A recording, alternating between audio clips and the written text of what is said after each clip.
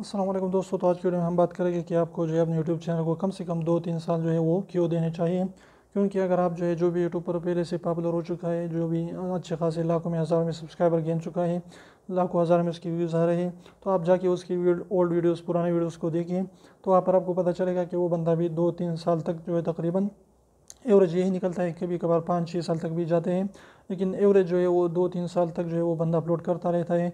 उसके 10, 5, 15, 20, 25, 50 या ज़्यादा से ज़्यादा 100 तक व्यूज़ आते रहते हैं। लेकिन वो बंदा कंसिस्टेंसी के साथ काम करता रहता है और पेशेंस और सब्र के साथ जो है वो काम करता रहता है, तो तब जाके अब वो इस मुकाम तक पहुँचा है।